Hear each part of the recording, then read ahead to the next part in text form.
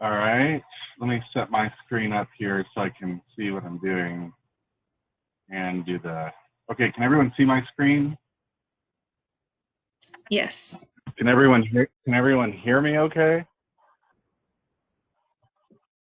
Okay, so I'm using my audio with my phone and on the presentation on my computer because it just works out better for me that way. So let me know if my slides disappear.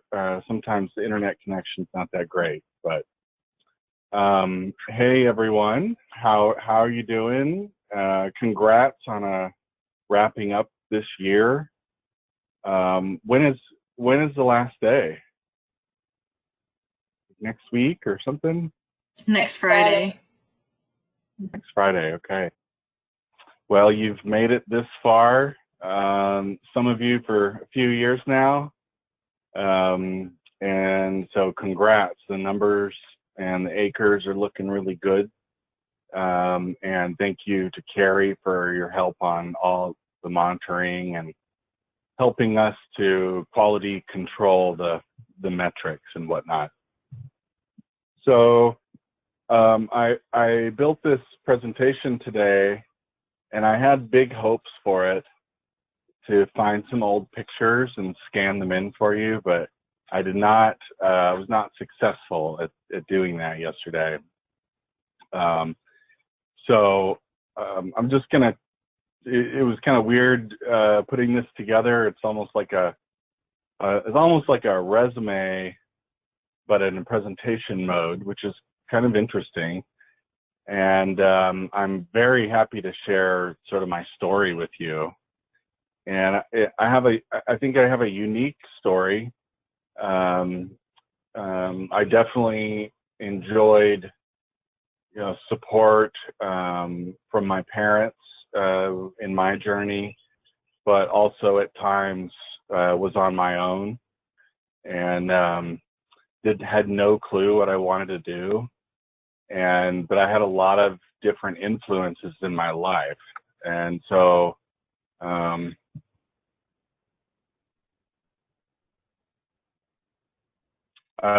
some of you might know I'm from Pasadena, California.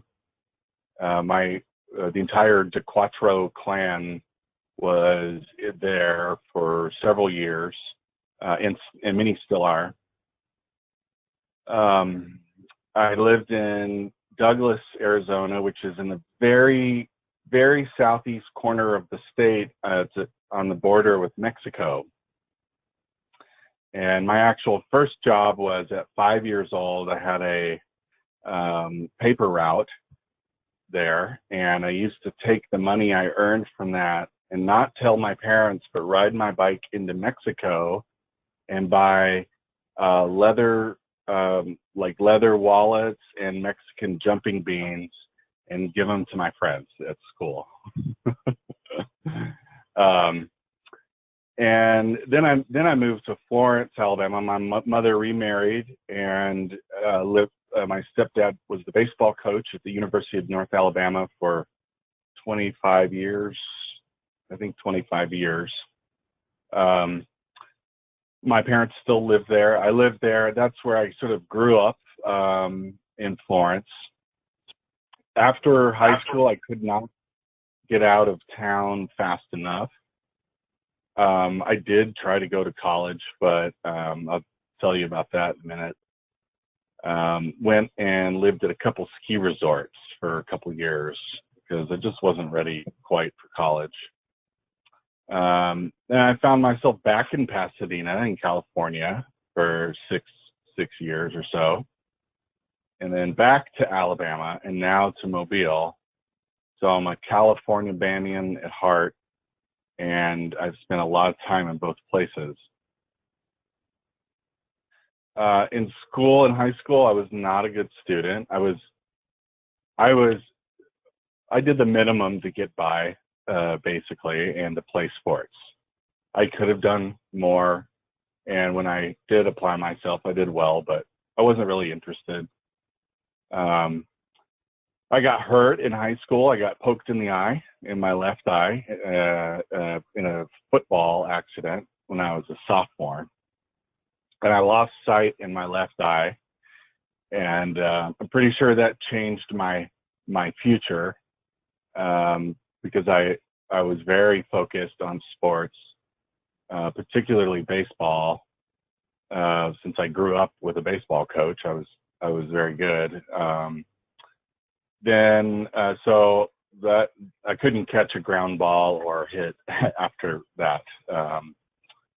So I tried to go to school right after high school, like everyone does or people try to do, and I just wasn't ready. I wanted to party. I wanted to see my friends.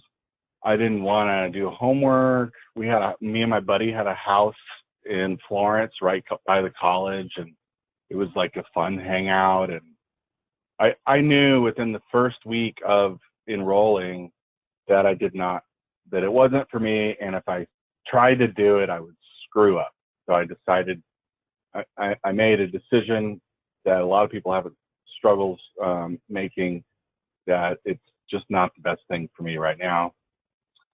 And then I decided to, kind of do the opposite and move to a couple different ski resorts and become I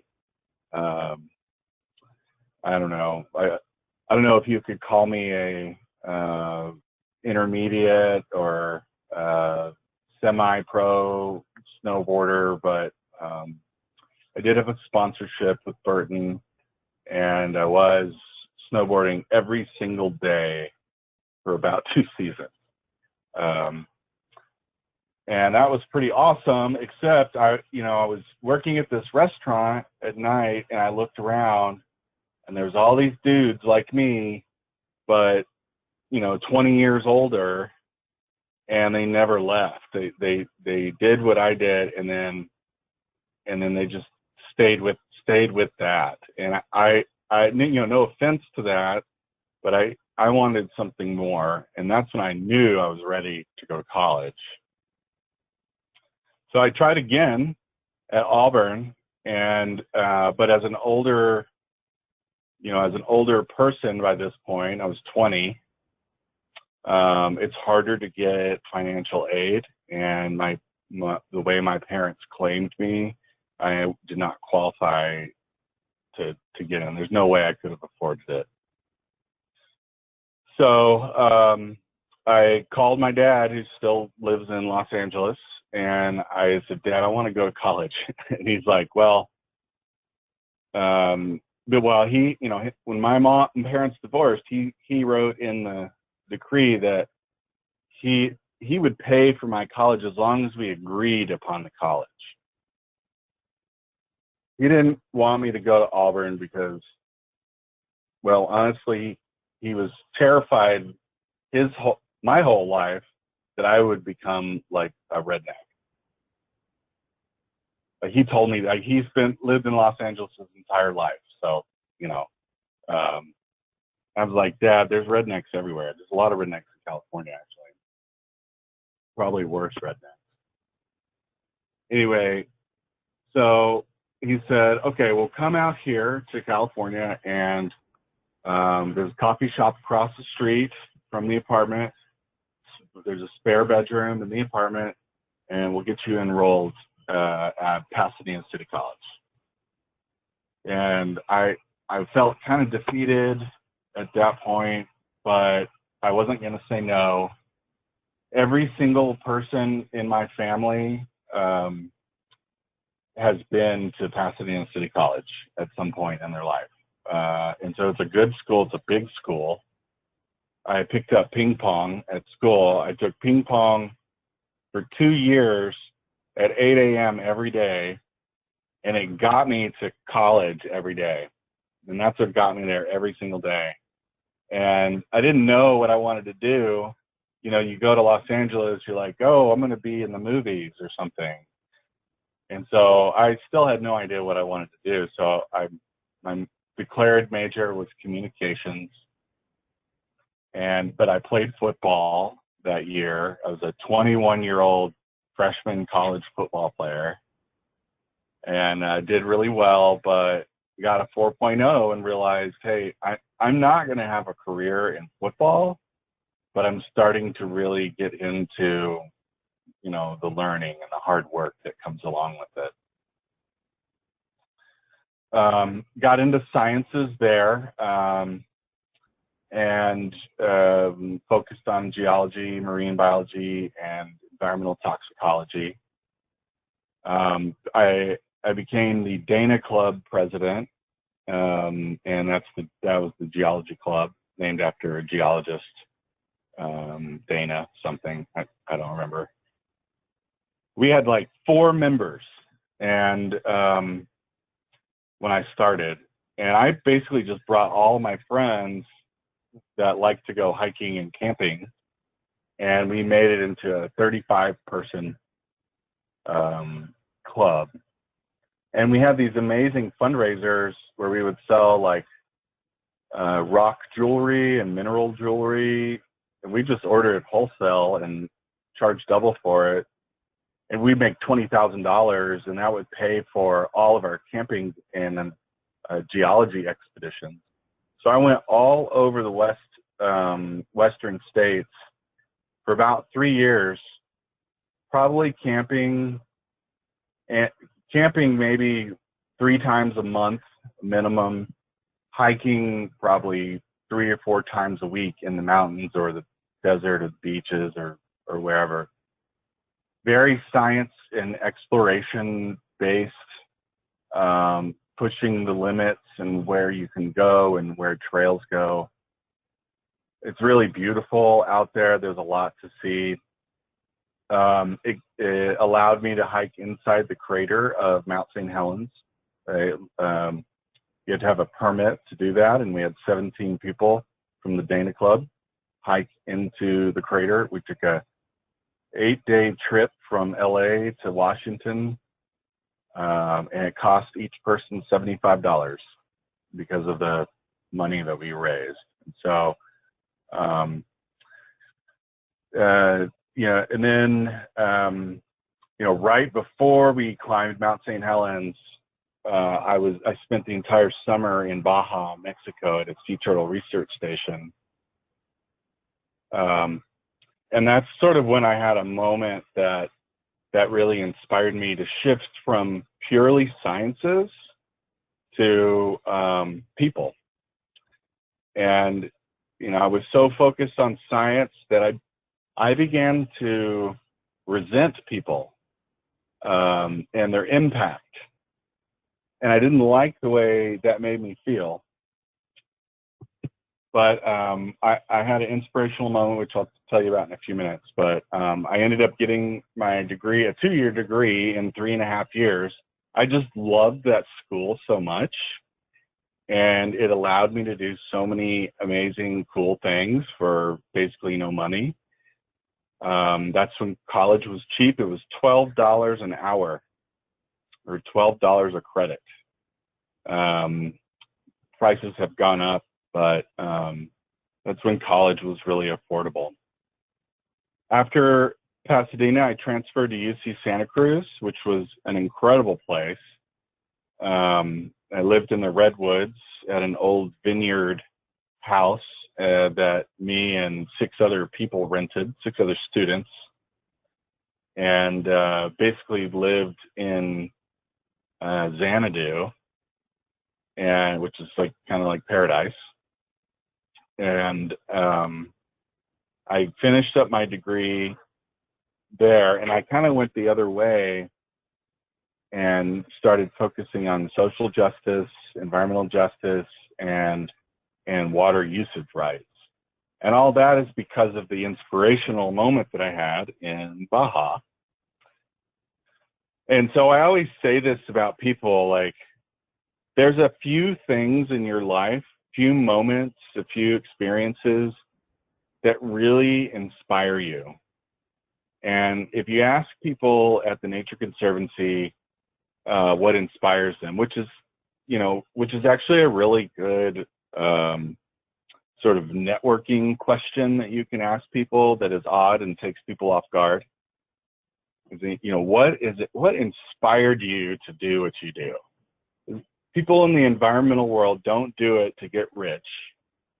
They don't do it because it's easy. They do it because of a deep connection or love of something in the environment. And so what really started me getting interested in science and nature, even though I'd lived at 2 ski resorts and, was always in the backcountry, I wasn't interested, but I started reading her note. Well, I saw her studying one day and she had her notes open, and I was like fascinated by the diagrams that they were drawing in class. The professor was this incredible artist and really made things clear and exciting. That got me hooked. Like, just looking at her notes for 5 minutes impacted my life very significantly and put me on the path towards science. The inspiration to switch to social justice and environmental justice happened in Mexico. And the picture here you see there's 2 tanks, and there's actually a third one that's behind the picture. I just had to search real quick and stole this off the internet from Getty Images. And this is the Sea Turtle Research Station in Bahia de Los Angeles, Baja, Mexico. And so the body of water you see there is the U.S. calls it Gulf of California, but internationally it's known as the Sea of Cortez.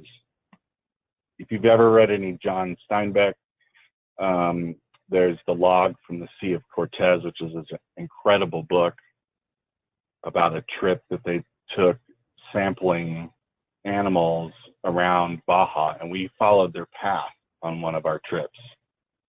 So I was working there, and this town has 900 people, 400 of them are kids, and they have no electricity. The electricity is run by a generator that some guy owns, and when he goes to sleep at 9 o'clock, then he turns the generators off. There's no fresh water in the town. They have to truck fresh water there. The beer truck comes to town, the Tecate truck comes to town way more than the water truck comes to town.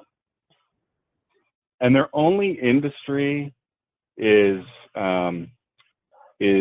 recreational fishing, but it's done in an ecotourism way. So it's an ecotourism town that's a real grassroots ecotourism town, not some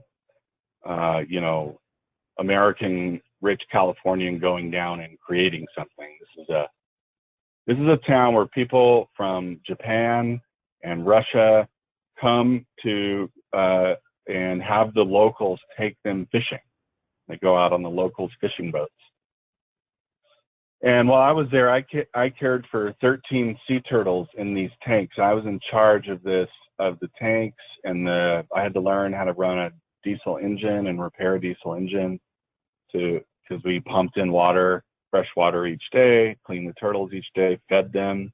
We had to go fishing for food.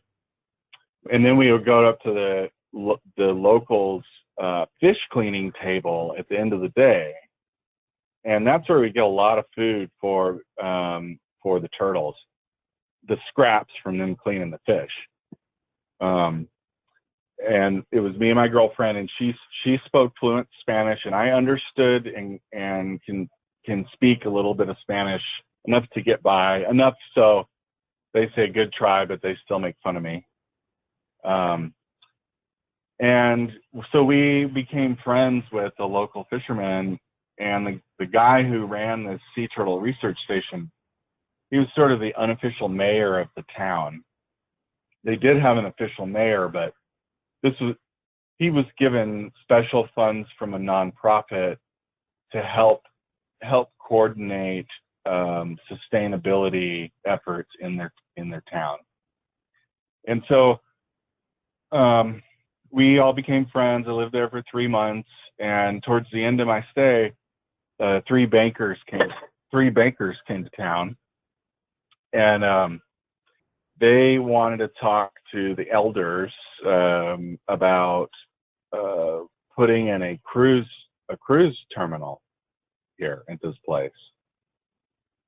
And they promised all this money, they promised all these riches, and I could hear the elders talk about. We actually went into a different room for a few minutes after their pitch, and came back out, and they told them that. Well, first they asked one question. They said, "How will you put the channel in? Because the seafloor out here, it's not like it is here. This is rock and coral, and it's very complex, and canyons and valleys, and really amazing. This is one of the most biodiverse marine habitats in the world." And the bankers said, well, we're going to have to dynamite it. And right then they stopped them and they said, we will not jeopardize the livelihood of our culture and our people so that you can come in and destroy our environment, dump your sewage here because we have no way to treat it. We have no fresh water. And make our people be tourist attractions and making trinkets for white people and Europeans to buy.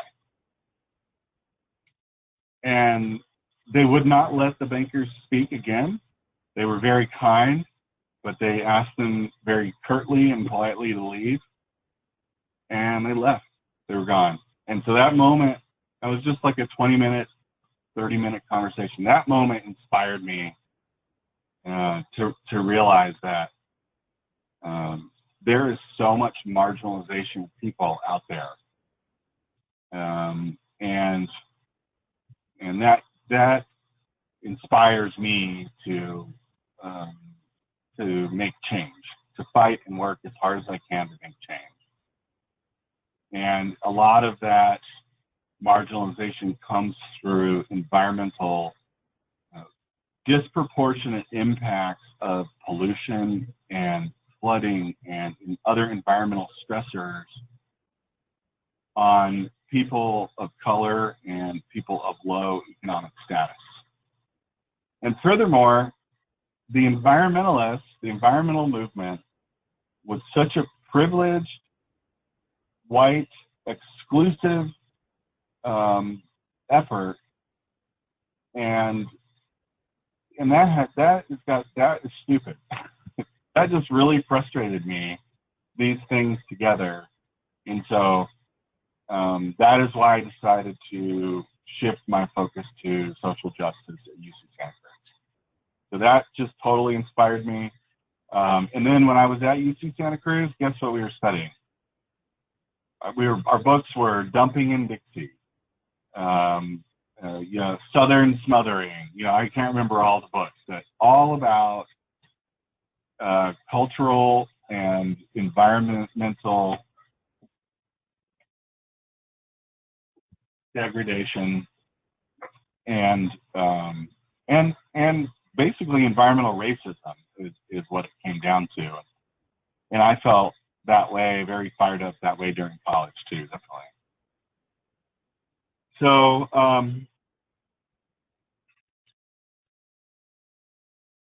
let's see, community.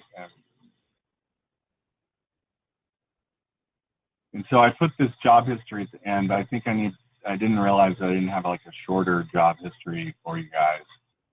This is my career path. You don't have to look at everything right now, but I've worked for TNC now in September, it'll be 11 years. I started 9 months before the oil spill started. I was a project manager hired to manage a Recovery Act, a stimulus project. Um, um, I did not and the stimulus project was to build an oyster reef in Alabama. I didn't know the first thing about oysters, and I just started eating them like 4 months before I applied to the job.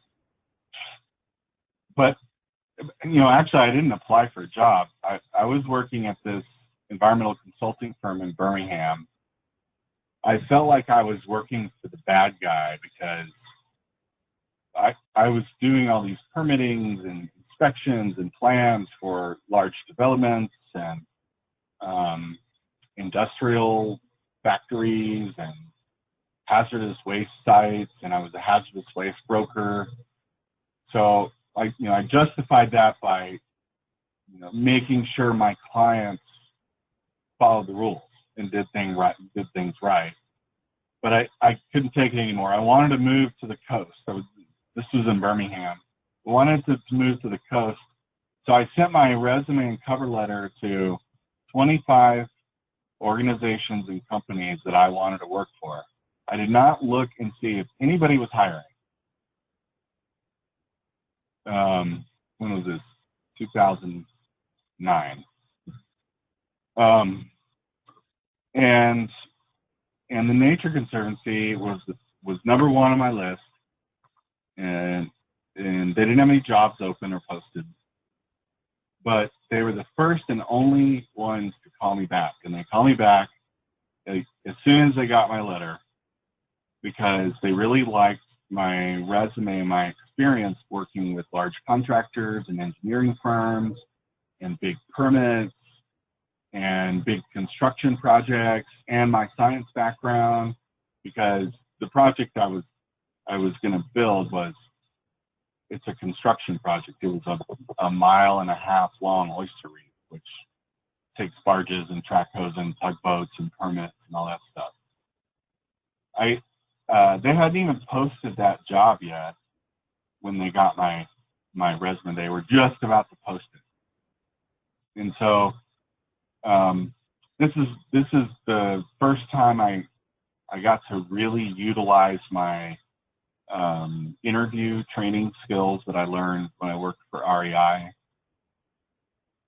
And I'd used it before and gotten jobs, but this is the job I really, really, really, really, really wanted. And I was competing against people who had built miles of oyster reef, but in small, very small and volunteer sections, and PhDs who were experts at oyster reefs. And I interviewed the crap out of that interview, and they gave me the job. So I had to learn a lot about oysters after that point, but I didn't know anything about oysters. I just knew how to get projects done, which is really the key point there. So you can see I had a lot of different jobs growing up. When I was at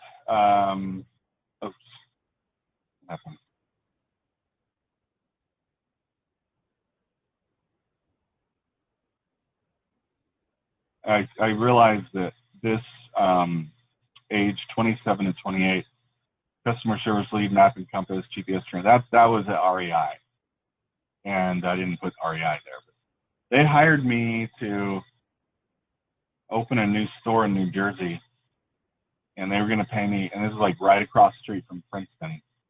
And that's how I got the training. Like, they put me through that interview training because they wanted me to get that job. And they offered me a job. I nailed the interview, obviously. And but they were only going to pay me $13 an hour to move to, at the time, it was the highest cost of living any place in the country, and basically open a new store and manage a new store. And I just did not feel that was this was after college, and it was really hard to find a job, what I was doing, without a master's degree in California. And so I did find a temporary home at REI, but it's not something I wanted it to be my career.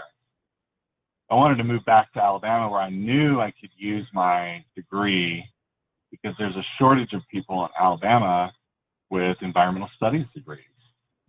Those programs are relatively new in the universities, at least back then they were. And I knew I could get a job, but I took the first job I could get, which was making $90,000 a year for State Farm as a fire inspector. And I was supposed to start on Monday, and the environmental consulting firm offered me the job the Friday before. They interviewed me the Friday before, and after the interview, I said, if you don't offer me the job, then, at the end of the day today, I'm going to work for State Farm, because I can't, I'm not going to just start there and then quit. And they offered me the job, and I took a job making $28,000 a year, which was less than that $13 an hour. It worked out for less than that $13 an hour. So, put my time in there. Anyway, let me go back up to community effort. So I kind of felt my job at TNC, when I started in 2009, I was just promised a 2-year position. And after the grant ended, then I was going to be gone, unless I found my own grant money to do more things, which I was successful in. And I've been actually grant funded. I've been funding my own salary since that first grant. That was already the grant they had already gotten. But since then, I've funded my entire salary through grant proposals. And I was working for the Alabama chapter of the Nature Conservancy. Jeff Sorrell works for the Alabama chapter, if you remember him. And I worked for them for 5 years, and I didn't really move up. I was not getting any leverage. And so I thought I could go back to school. And so I tried to go back to grad school, and my first class was chemical oceanography. And I hadn't been in a classroom in 9 years, and I wanted to shoot my face off. And I realized that there are other ways.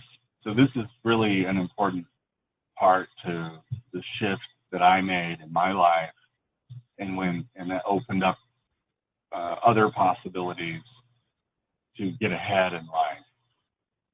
And I realized that getting a master's degree would have been good. It would have been really hard to do working full time at TNC. I was trying to do it full time. I was running the Delta Bike Project.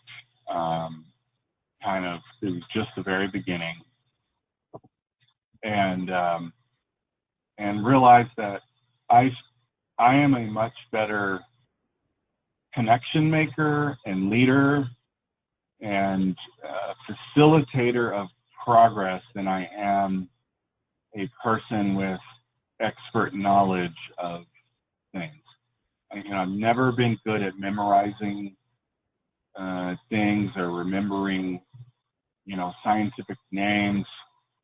But if you show me a process, then I can make anything work, and I can remember anything.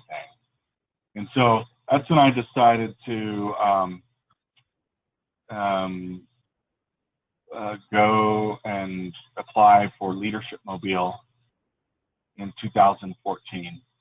I had taken several leadership programs at TNC, but they're very internal. They're not that great. You learn a little bit about yourself. It's mostly distance learning.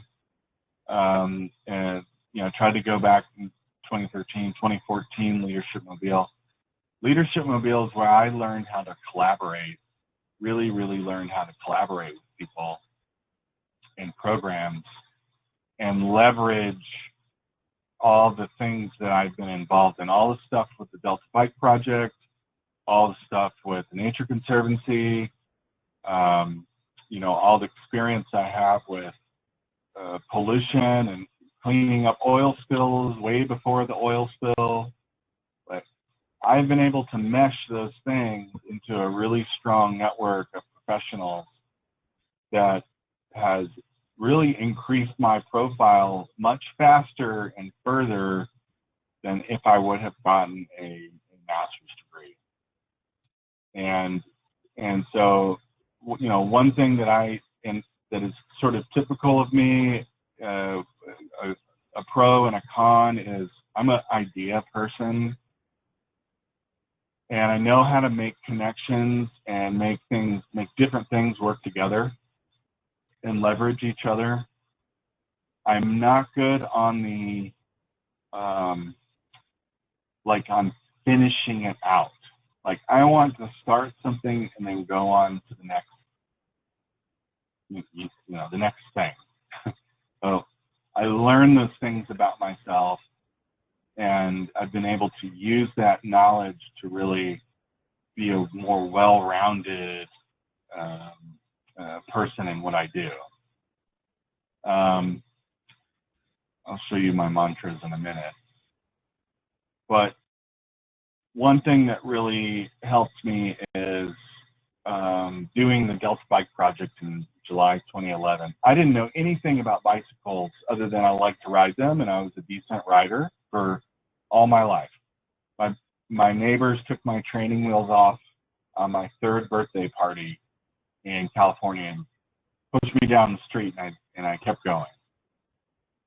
I got divorced in 2011, and I moved from Fairhope over to Mobile.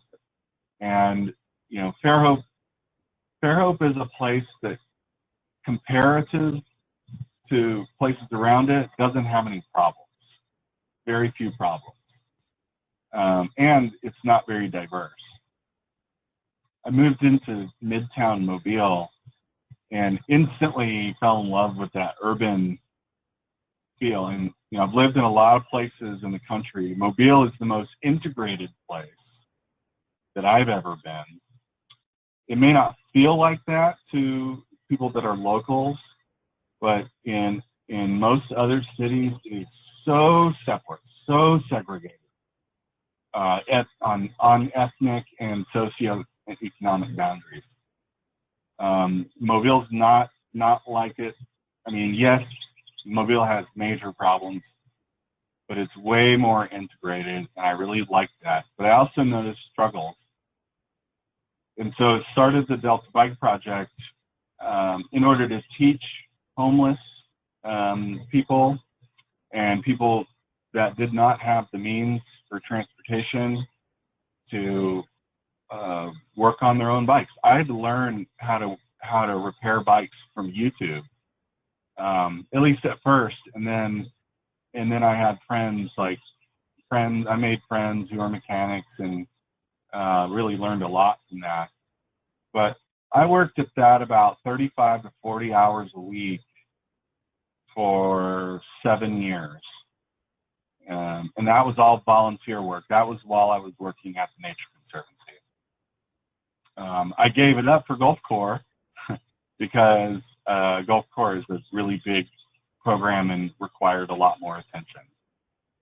I retired in 2017 from there. During that time, I also helped found Delta Dogs. And you know, these are just ideas, these are ideas that we had because we saw a need, and we saw a way to fill that need. And so a lot of the people we were helping with bikes had dogs. You would be surprised. Sometimes a dog is the only companionship a homeless person has. It's the only companionship they have. And these dogs are in really bad shape. And so it's a lot easier to raise money for dogs than it is for people and bikes. And so it was very easy to raise money, and we provided, and it's still going, free health care and food for pets of under-resourced people that are at or below the poverty line, in exchange for spaying and neutering their animals. So, you know, we are solving several problems, you know, with just this one basic idea just led to those things.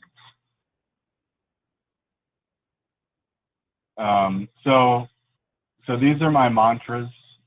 These aren't all of them, but these are probably some of the main ones that I have. I just wanted to share these things with you. You know, there have been studies and surveys of people that are successful in life, and one of the characteristics that they share is that they are way more open to learning about the experiences of others. And the reason is because it helps you avoid several stupid and unnecessary challenges that really help to then advance whatever you want to learn from that light years ahead of where you would have been had you not listened to that person and started from scratch. That doesn't mean be naive and gullible, but people have been doing this work and what we do for a long time and living on Earth for a long time. And so don't let your ego be so inflated that you can't accept, learn from, and use the experiences of others to move forward. That's probably top three. Probably in the top three is also always watch out for Murphy. And if you don't know what Murphy's Law is, does anybody know what Murphy's Law is? Can someone share what Murphy's Law is?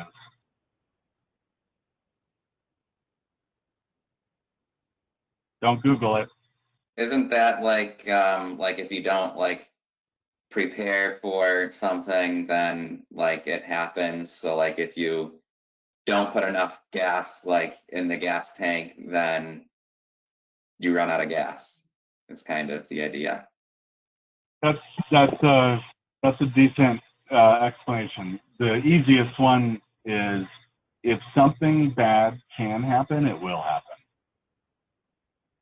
And so keeping that in your mind when you're thinking about your day, thinking about your future, you know, thinking 4 steps ahead of what you got to do with work, like it will, like if something bad can happen, it definitely will, and that's Murphy. And so you just got to always be aware that, you know, sometimes you may have a gut or small tinge feeling inside of you, and like, oh, you know, I know that Eric is going to forget the water for us tomorrow, and I should remind him, but I'm not going to. He'll do it, and he will forget the water tomorrow.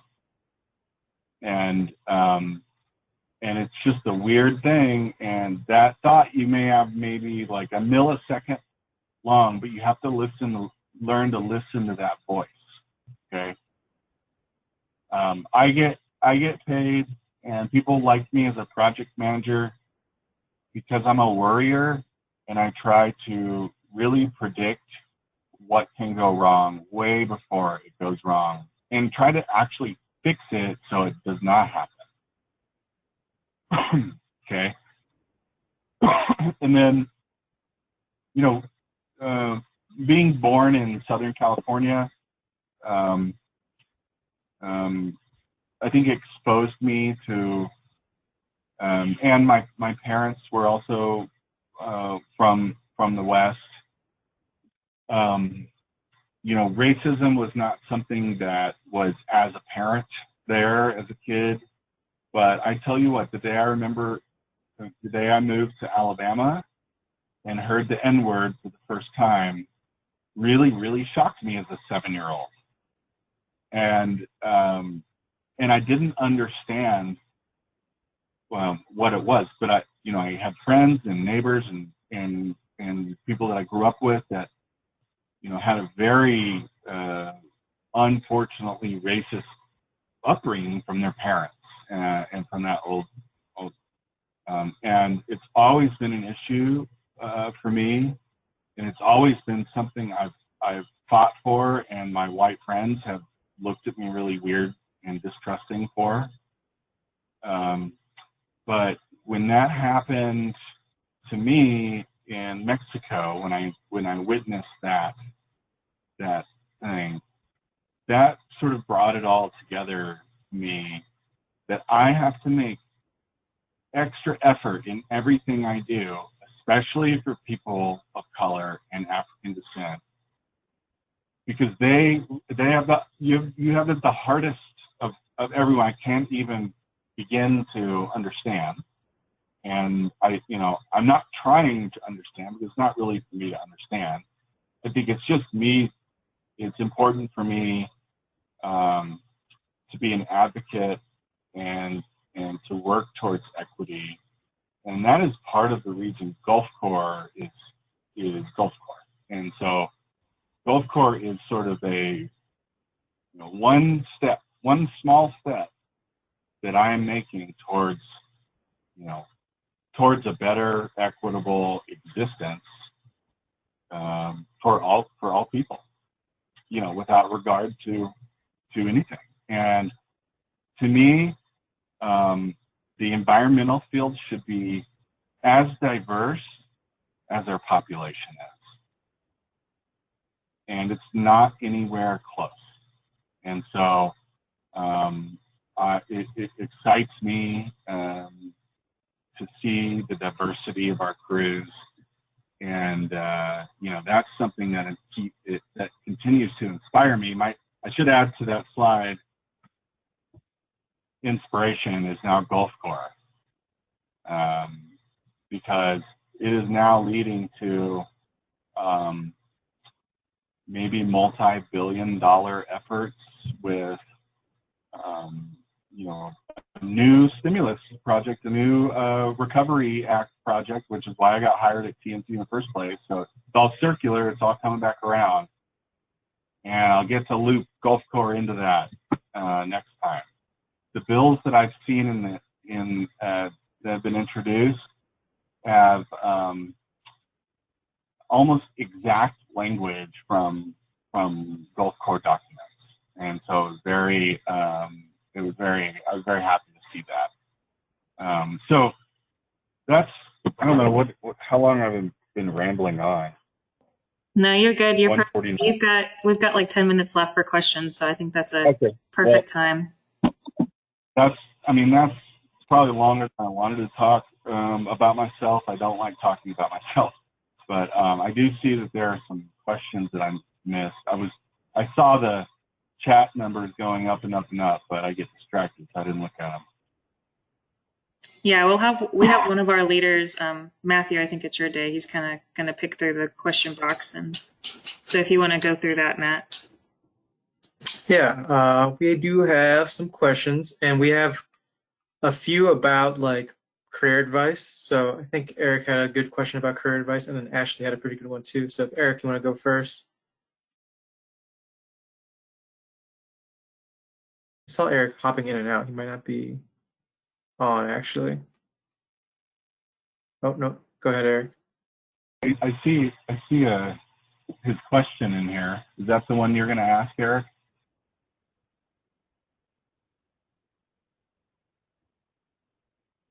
Well, I think his mic, he's having mic troubles. Yeah, that's the one. Okay, so don't fret if you don't know what path to take. Like, what I learned. So I was feeling that way too even when I was studying science and geology, I never imagined myself being an actual geologist. Because usually you have to go work for an oil company. That's mostly what you do, or teach. And so I floundered about what I wanted to do till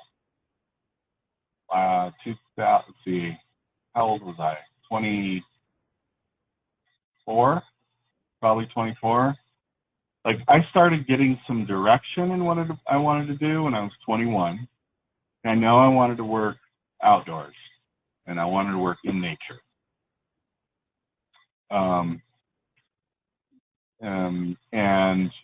But I didn't know what I wanted to do but I kept looking for things. I kept trying things until something really pulled out to me and inspired me. And also that inspirational moment came to me. I did not come. I mean, I came to it actually. It was in Mexico, obviously, but I was lucky that I had that. So keep an open mind, look for inspiration, and don't try to make your next job your career job. That's not even feasible. Just take a job that you can enjoy, that is a stepping stone and experience for the next job. Because you're not going to start getting real leadership roles or higher paying jobs until you've been through a few of those different experiences. So related to that, Ashley has a question about like jumping from job to job. So let me see if I can summarize the question.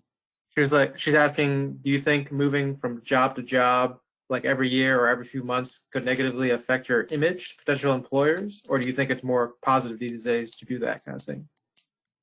You know, it really depends. I think all of that is it's more subjective because of the economy or your age or your education or whatever. If you have several conservation corps jobs, that does not hurt you because it's all in that same field, and that's just the nature of conservation corps. This is definitely the longest I've ever spent committed to anything in my whole life. 11 years at the Nature Conservancy. And I saw someone else ask if it was my dream career, and right now it is. But I have bigger dreams too, and so my dream is not a static thing. It changes with my age and my experience and my values and my ethics. And that is all very important to me as a professional. But right now, yes, absolutely. I mean, I get to work in this amazing workshop. I don't have to go to an office if I don't want to. Although I am behind the computer a lot, I was in the field a lot too. I spent a ton of time in the field, years in the field, before I have, but as you get bigger leadership roles, your office time also increases. And so, and people say, especially young people, and I said it too, like, oh, I hope I never have to be in an office all day. But I tell you what, spending summers in the field, as you get older and in your 30s, your tune will change, and that's okay.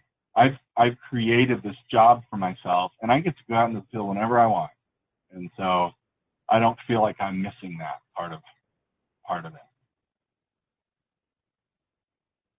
And then since you talked about like future goals and stuff you had, Austin and Camille both want to know like what are your kind of goals and dreams for the future, like if they're whether or not they're Gulf Corps related, or what are you doing past Gulf Corps? So, what I talked about earlier in my mantras, those are my, that last mantra is really one of my guiding goal. It's a guiding principle for me. And so I'm always going to do what I can to improve and work towards those issues.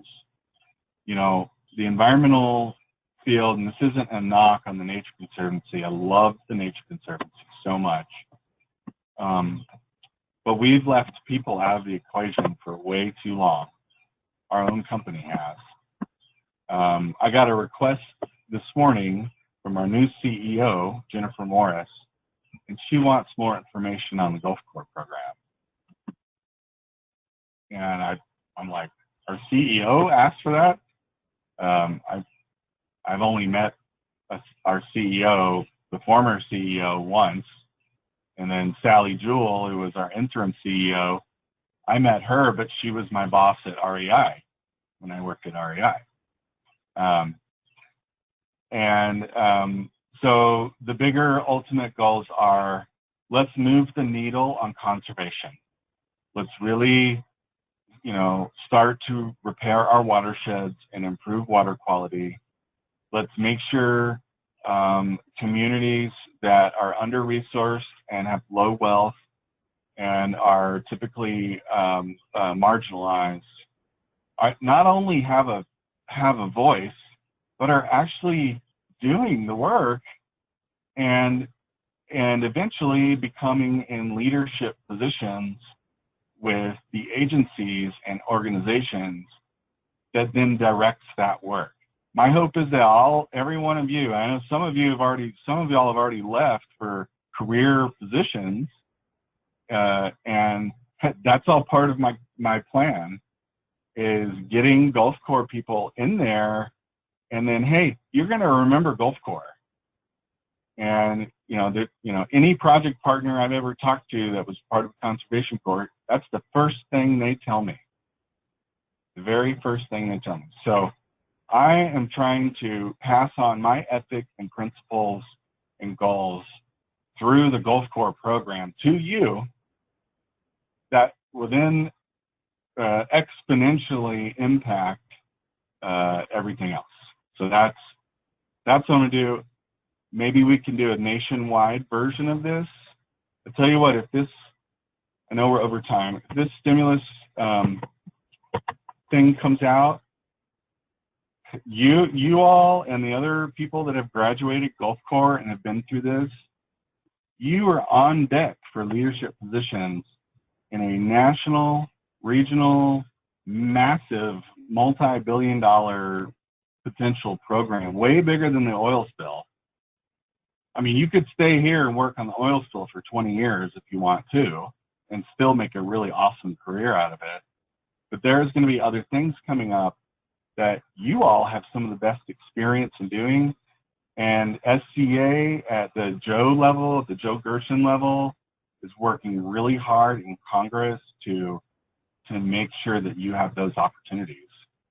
And so there's a much bigger plan going on. And Gulf Corps is really the inspiration behind a lot of that. So there you go. Someone asked for book recommendations. I'm gonna have to follow up with you on that, but I do have some. I really like nonfiction books,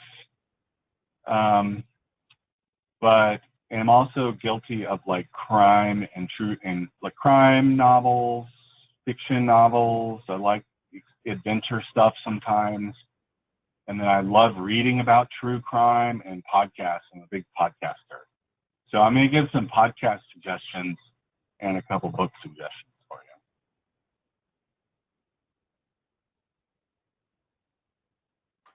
you. Yeah, we have quite the book club going, so that'll be definitely good. Someone asked about my work ethic, and that is a great question. So my stepdad was, like I said, baseball coach at the University of North Alabama for 25 years. And he is a very disciplined person, and he taught me my work ethic. He taught me how to do things right